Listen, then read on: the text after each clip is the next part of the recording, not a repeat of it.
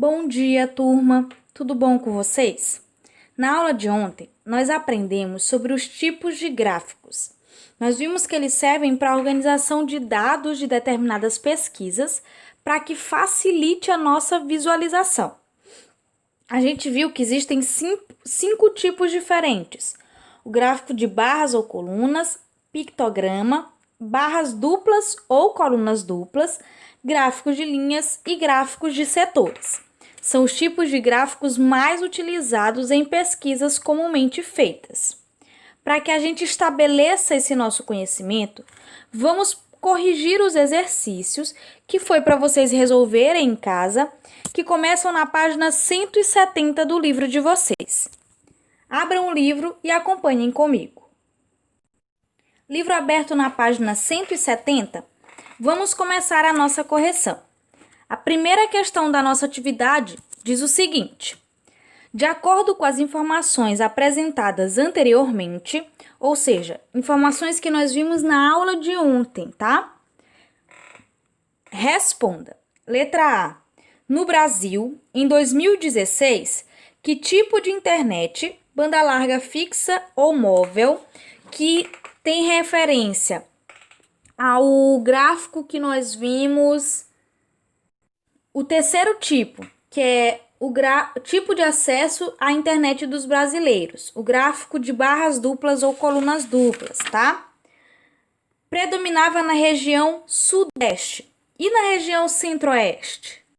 De acordo com o gráfico que nós vimos, nessas duas regiões predominavam a internet de banda larga móvel. Letra B. Qual era a porcentagem de pessoas que usava apenas a internet por 3 ou 4G no ano de 2016? Essa é uma informação que nós temos no gráfico de setores, que é o último tipo que nós vimos. E a porcentagem é de 11%. Vocês podem voltar nos gráficos se quiserem, tá? Letra C. No ano de 2016, que porcentagem dos usuários brasileiros acessavam a internet no trabalho? Essa é uma informação do primeiro gráfico, gráfico de barras ou de colunas. E essa porcentagem é de 40%. E letra D. No Brasil, de que local os usuários mais acessavam a internet em 2016? Também de acordo com o nosso primeiro gráfico, de suas residências.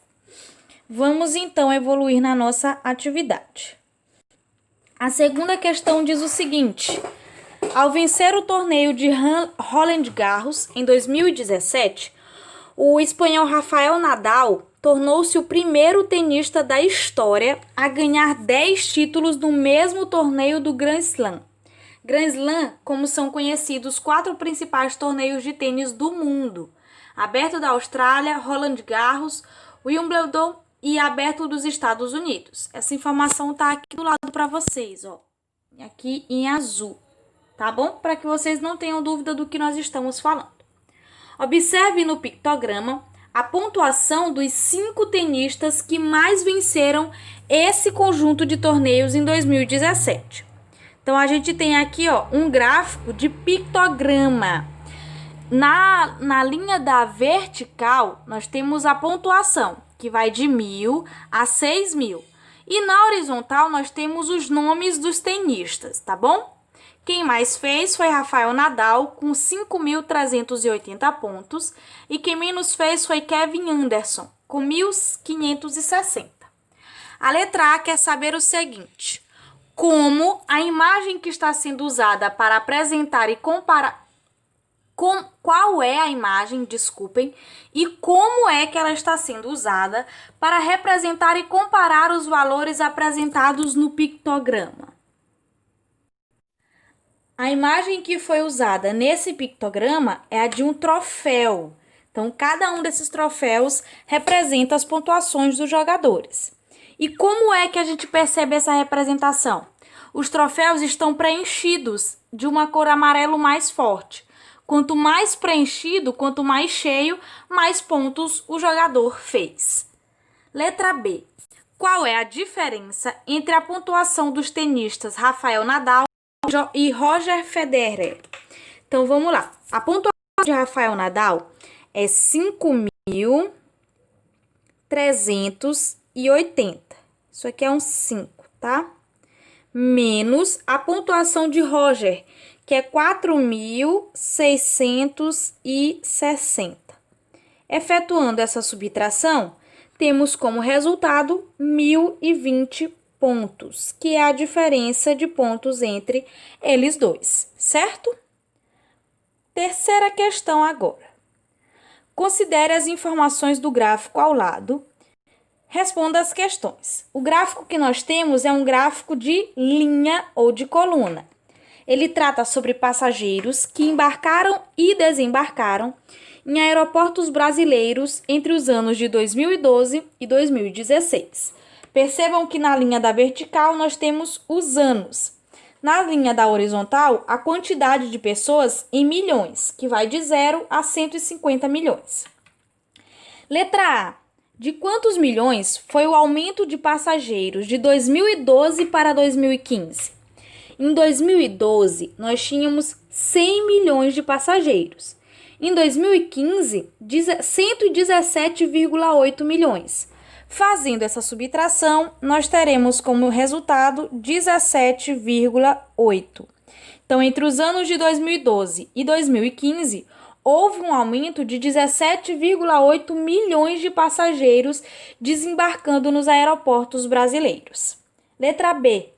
Com o auxílio de uma calculadora, determine a quantidade de passageiros nesse período representado no gráfico, né? De 2012 a 2016.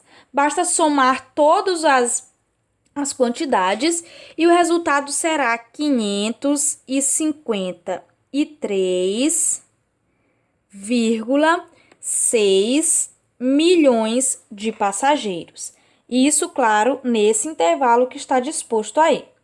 Daqui, nós vamos passar lá para a página 173, onde nós teremos a nossa quinta questão, que diz o seguinte: apenas com as informações do gráfico abaixo, é possível determinar qual das regiões brasileiras apresenta a menor quantidade de domicílios com acesso à rede de esgoto? Justifique sua resposta. No gráfico, nós temos o seguinte: domicílios com acesso à rede de esgoto no ano de 2016. E aí, na linha da vertical, nós temos as porcentagens, de 10 em 10 até 100%. Na linha da horizontal, as regiões. O que a questão quer saber é se a gente consegue determinar qual das regiões apresenta a menor quantidade de domicílios com acesso à rede de esgoto. E a resposta é não. Por quê? Porque nesse gráfico são apresentadas porcentagens relacionadas à quantidade de domicílios que têm esgoto e não as que não têm. Além de que nós não estamos sendo informados sobre quantidade, apenas uma porcentagem de modo geral. 18,9%, por exemplo, da região norte, pode ser 5 milhões de domicílios, enquanto 64,8% da região sul pode ser 60 mil. Então, pode haver uma diferença de quantidade, tá? Nós temos aí porcentagens e não quantidades. Por isso, a gente não consegue obter aí essa resposta para a quinta questão. Vamos, então, para a sexta. Segundo a Associação Brasileira de Indústria de Chocolates, Cacau, Amendoim, Balas e Derivados, em 2017 houve uma redução de aproximadamente 38% da produção de ovos de Páscoa em relação a 2016, como pode ser observado no gráfico, olha só. O título do gráfico é justamente esse: Produção de ovos de Páscoa no Brasil, entre 2014 e 2017. Percebam que entre 2014 e 2015, nós tínhamos aí 80 milhões de ovos de Páscoa sendo produzidos. Entre 2015 e 2016, caímos para 58. E 2016 para 2017, caímos para 36 milhões. Qual foi a redução na produção de ovos de 2014 a 2017? Represente essa redução em porcentagem. Primeiro a gente faz a subtração. 80, que é a porcentagem lá do início do gráfico, em 2014, menos 36, que é a porcentagem de 2016. Isso é igual a 44. Para saber quanto é esse valor em porcentagem, a gente faz 44 sobre 80, que é o valor total, vezes 100. 44 vezes 100 dá 440. Dividido por 80, 55%. Essa foi a redução aí na produção de ovos de Páscoa. Sétima questão. Observe ao lado como foi representado em um histograma, que é um outro tipo de gráfico, tá bom? O tempo de deslocamento dos alunos da escola para casa. Então, nós temos aí esse tempo de deslocamento, tá? Entre 0 e 10 minutos, nós temos a frequência de 25%. Entre 10 e 20, 38, 20 e 30, 20, 30 e 40, 12 e 40 e 50, 5. Qual é a amplitude dos intervalos de classe desse histograma? A amplitude é de 10 minutos. Percebam que nós vamos, de 10 em 10. 10, 20, 30, 40, 50. B. A maioria dos alunos leva quanto tempo para se deslocar da escola até sua casa? A maioria está entre 10 e 20 minutos. Olha só. E letra C. Supondo que nessa escola estudam 500 alunos, quantos deles levam até 10 minutos para chegar na sua casa? Nós vamos fazer 500, que é o total de alunos, vezes 25 sobre 100. Por que 25 sobre 100?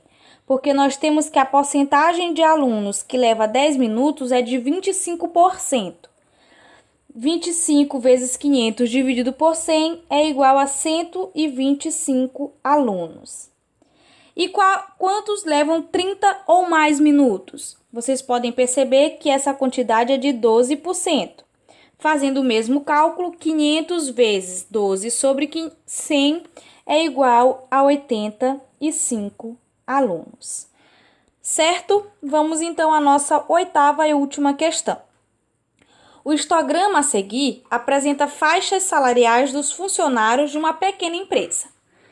De acordo com as informações do histograma, qual é a faixa salarial da maioria dos funcionários? Ela está entre R$2.000 e R$3.000. Olha só, é essa coluna aqui, ó. Então, nós temos que 25% dos funcionários recebem entre esses dois valores, entre R$2.000 e R$3.000. B. Quantos por cento dos funcionários têm o salário maior do que R$3.000? 32%. Basta que vocês façam aí os cálculos de porcentagem como nós fizemos anteriormente.